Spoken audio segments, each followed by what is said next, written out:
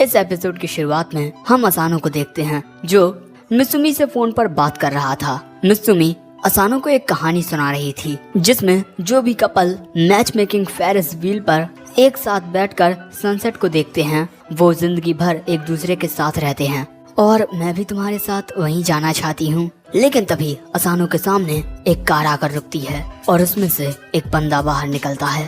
उसे देखकर असानो phone call काट देता है और इसके बाद वो बंदा कहता है कि तुम तायो असानो हो, है ना? मैं एक पुलिस ऑफिसर हूँ, सेइजी होतोकेयामा। तुम्हें मेरे साथ चलना होगा। अब इसके बाद हमें पुलिस स्टेशन का सीन दिखाया जाता है जहाँ पर असानो से पूछताछ की जा रही थी। सेइजी कहता है कि तुम्हारी ये फोटो सोशल मीडिया पर है और सोशल मीडिया पर अपनी फोटो देखकर असानो की हवा टाइट हो जाती है।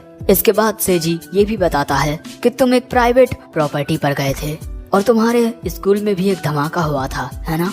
तुम्हारे साथ बहुत अजीब अजीब चीजें हो रही हैं। क्या तुम कोई गैंगस्टर बनना चाहते हो? लेकिन तुमने जो काम किए हैं वो कर पाना एक मामूली बच्चे के बस की बात नहीं है। शायद से तुम किसी सीक्रेट ऑर्गेनाइजेशन के मेंबर हो। अगर तुम फंसना ना चाहते हो तो जल्दी से अपना मुंह खोलो। दोस्तों, सेइजी चाहता है कि असानो उसे योजाकुरा फैमिली के बारे में सब कुछ बता दे, लेकिन सेइजी कहता है कि उसे कुछ नहीं पता। ये सुनकर सेइजी एक गिलास पानी में कुछ मिलाकर असानो को पीने के लिए देता है और जब असानो उसे पीने से मना करता है तब वो उसे जबरदस्ती पिलाने लगता है और पूरा पानी पीने के बाद हम देखते हैं कि असानो के मुंह में से एक पानी का गुब्बारा निकलता है। दोस्तों, सेइजी ने जो पाउडर मिलाया था उसका इस्तेमाल मैजिक ट्रिक्स के लिए किया जाता है। अब इससे पहले कि असानो कुछ बोल पाता, सेइजी उस पर हमला कर देता है एक हथौड़े से। असानो उसके हमले से बच जाता है लेकिन तभी वो फिसल कर गिर जाता है और इसके बाद असानो देखता है कि उसके पास ही में जो पोटलियां पड़ी हुई हैं उनमें से खून निकल रहा है और तभी सेइजी की आवाज आती है कि उसमें एक ड्रग डीलर है जिसने ना जाने कितने हजारों लोगों की जिंदगियों को बर्बाद किया है। उसने बहुत सारे जुर्म किए हैं लेकिन मैंने उसका न्याय कर दिया है। जो लोग कानून तोड़ते हैं उन्हें सबक सिखाना मेरा काम है। और इसके बाद सेइजी असानो की गर्दन पकड़ लेता है और कहता है कि अगर तुमने अब भी अपना मुंह बंद रखा तो मुझे स्कूल में तुम्हारे दोस्तों से पूछताछ करनी होगी। ये बात सुनकर असानो बहुत घबरा जाता है लेकिन तभी उसे एक धागा दिखाई देता है और अब वो कहता है कि वैसे तो मुझे कुछ नहीं पता, लेकिन अगर मुझे कुछ पता भी होता तब भी मैं वो तुम्हें कभी नहीं बताता, भले ही मेरी जान क्यों ना चली जाती।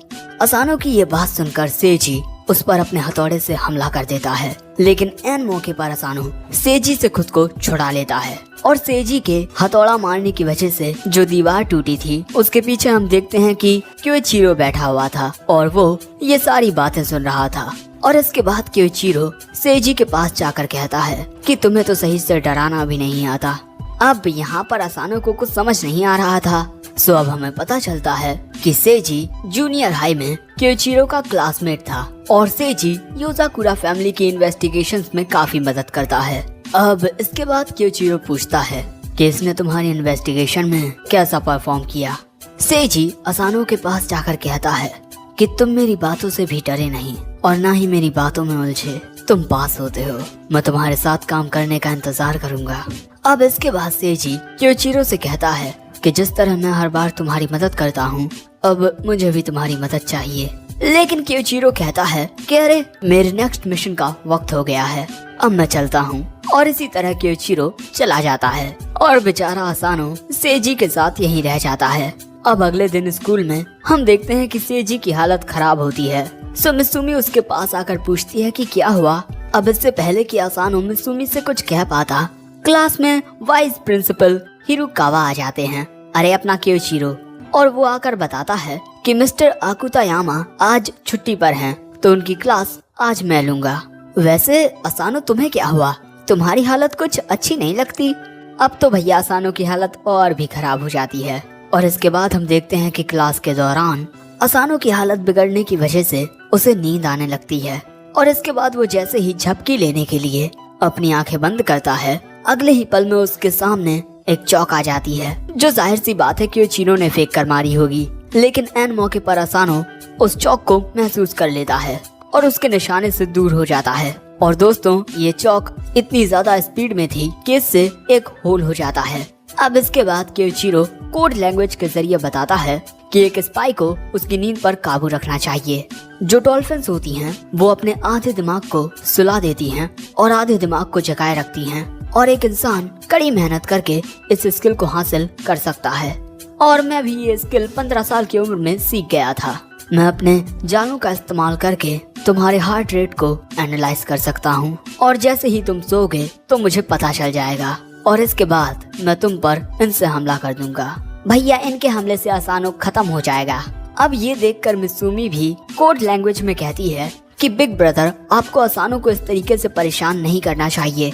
असानो ये देखकर हैरान हो जाता है कि मित्सुमी भी कोड लैंग्वेज में बात कर सकती है। तभी क्योइचिरो कोड लैंग्वेज में कहता है कि तुम्हारा भाई तुमसे बहुत प्यार करता है मित्सुमी। अब इसके बाद मित्सुमी गुस्से में कहती है कि ब्रदर, आपको असानो से इतनी ट्रेनिंग नहीं करवानी चाहिए। सो असानो कहता है कि तुम चिंता मत करो मित्सुमी, मैं इस ट्रेनिंग में जरूर पास होऊंगा।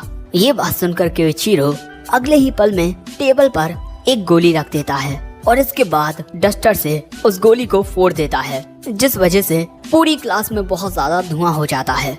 दोस्तों, ये बेहोश करने वाला धुआं होता है। बाकी के बच्चे इस धुएं से सो जाते हैं, लेकिन मित्सुमी मास्क पहनकर बोलती है कि ये सब करना बंद कीजिए ब्रदर। और दोस्तों, मित्सुमी हमेशा अपने साथ ये मास्क रखती है, लेकिन तभी मित्सुमी देखती है कि इस धुएं की वजह से असानो भी सो जाता है, और ये देखकर क्योइचिरो एक साथ उस पर काफी सारी चॉक से हमला कर देता है।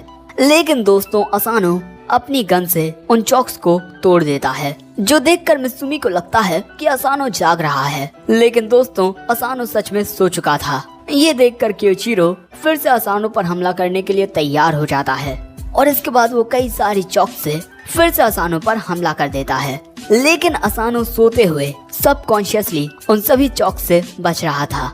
अब इन दोनों के बीच अजीब सी लड़ाई होने लगती है, जो देखकर मित्सुमी का भी दिमाग खराब हो जाता है। अब इसके बाद रात में हम देखते हैं कि असानो को नींद में चलता हुआ देख शिंजो बहुत ज्यादा घबरा जाता है, और अब इस तरीके से नींद में चलना असानो की आदत बन चुकी है। अब इसके कुछ दिन बाद हम देखते हैं कि असानो एक बुक पढ़ रहा है, strategies for dating spy style.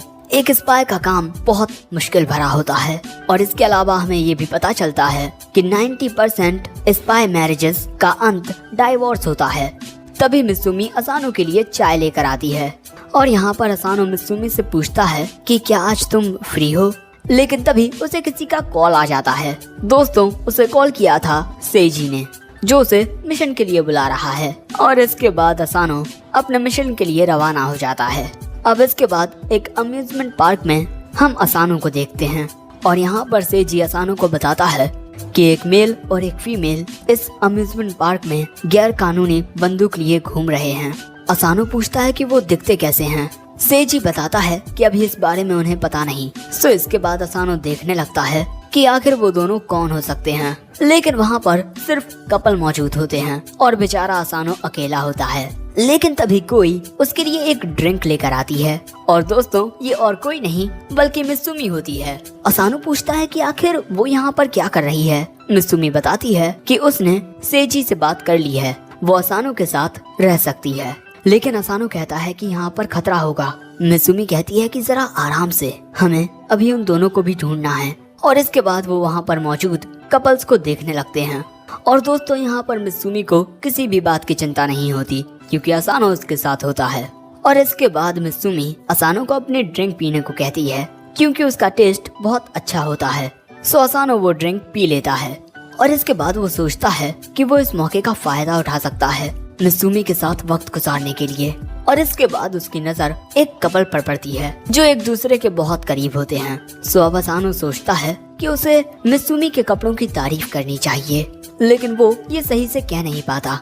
और इसके बाद ये दोनों एक कपल के पीछे जाने लगते हैं, जो रोलर कोस्टर की ओर जा रहे थे। और इसके बाद हम देखते हैं कि ये दोनों भी रोलर कोस्टर में बैठ जाते हैं। रोलर कोस्टर को सभी लोग एंजॉय कर रहे थे, सिवाय असानो के, वो तो सो गया था। और अगले सीन में अब वो मित्सुमी से माफी मांगता है रोलर कोस्टर में सोने के लिए।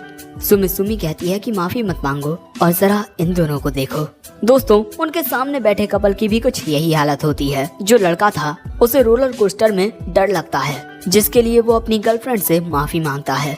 वो कहती है कि तुम इसकी चिंता मत करो, ये लो ड्रिंक पियो। और जब वो लड़का उस लड़की से ड्रिंक लेता है तब उन दोनों की उंगली जरा सी टच हो जाती है, जिससे वो दोनों ही शर्माने लगते हैं, जो देखकर इन दोनों को यकीन हो जाता है कि ये वाला कपल वो खतरनाक कपल नहीं है। अब बारी आती है दूसरे कपल की। अब इसके बाद मित्सुमी और असानो एक दूसरी राइड लेते हैं। मित्सुमी को यहाँ पर अपने बालों की वजह से कुछ दिखाई ही नहीं दे रहा था, लेकिन जो वो दूसरा कपल था उनको तो इस रफ्तार से घंटा फर्क नहीं पड़ रहा था। ये दोनों ही बहुत ज्यादा स्ट्रॉन्ग और बहुत ज्यादा करीब होते हैं। अब इसके बाद मित्सुमी कहती है कि ये दोनों भी बहुत ज्यादा लवी डबी हैं। और अब बारी आती है अगले कपल की। असानो और मित्सुमी अब उस तीसरे कपल का पीछा करने लगते हैं, जिन्होंने सूट बूट पहन रखा है।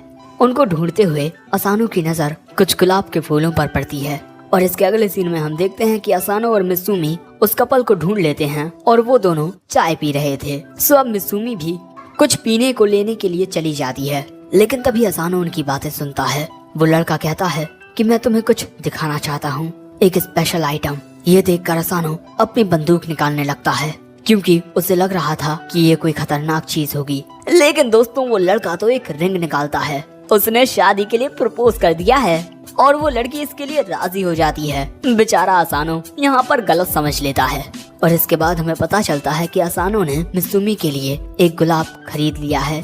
लेकिन अभी तक ये दोनों उस गन वाले कपल को नहीं ढूंढ पाए हैं। लेकिन तभी वो देखता है कि उसके सामने वाला कपल किसी बात को लेकर झगड़ रहा है। लड़की कहती है कि आखिर तुम उस दूसरी लड़की को क्यों घूर रहे हो। वो लड़का ये बात मानने से इनकार कर देता है। इन दोनों की लड़ाई देखकर असानो सोचता है कि ये दोनों तो बहुत ज्यादा करीब थे, अचानक इन्हें क्या हो गया। दूसरी ओर वो लड़का अब वहाँ से उठकर जाने लगता है। ये देखकर वो लड़की अपने पास से एक गन निकालती है, जो देखकर वो लड़का भी एक गन निकाल लेता है। अब ये देखकर भैया उस कैफे में अफरा तफरी मच जाती है। सभी लोग इधर उधर भागने लगते हैं। लोगों के बीच मित्सुमी भी फंस जाती है। वहीं पर वो लड़का और लड़की एक दूसरे की ओर फायर करने लगते हैं। उन बुलेट से बचने के लिए असानो एक टेबल के नीचे छुप जाता है, जहाँ पर एक और छोटा बच्चा था। और तभी कुछ गोलियां असानो के खरीदे हुए गुलाब को जमीन पर गिरा देती हैं, जो देखकर असानो को गुस्सा आ जाता है।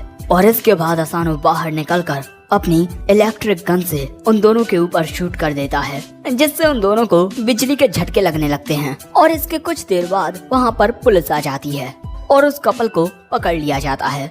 अब वो लड़का और लड़की नॉर्मल हो गए हैं और एक दूसरे के साथ सनसेट देखना चाहते हैं, लेकिन पुलिस उनकी एक नहीं सुनती और उन्हें अपने साथ ले जाती है। और दोस्तों इस कपल को देखकर ये पता ही नहीं चलता कि इन दोनों के बीच का रिश्ता खराब है या अच्छा। वैसे तुमने आज बहुत अच्छा काम किया, शुक्रिया। दूसरी ओर जब क्योइचिरो को ये बात पता चलती है कि सेजी ने असानो और मित्सुमी को एक साथ अम्यूजमेंट पार्क भेजा है, उसे बहुत ज्यादा जलन होने लगती है, जिसके बाद वो चिल्लाने लगता है। अब शाम के वक्त हम देखते हैं कि असानो और मित्सुमी एक साथ बैठे हुए हैं उस बड़े व्हील वाले झूले में।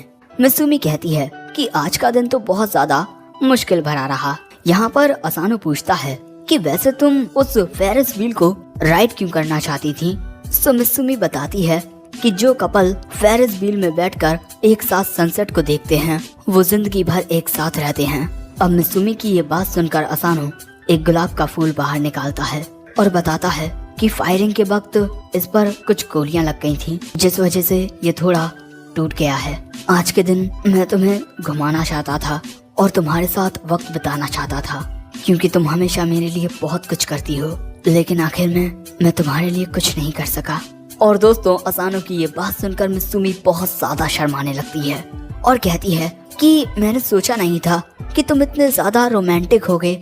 और इसके बाद वो उस गुलाब के फूल को ले लेती है और कहती है कि आज मैं बहुत खुश हूँ, शुक्रिया असानो। असानो भी मित्सुमी को देखकर मुस्कुराता है और इसी तरह ये प्यारी सी शाम ढलती जाती है और इसी के साथ ये एपिसोड भी एंड हो जाता है।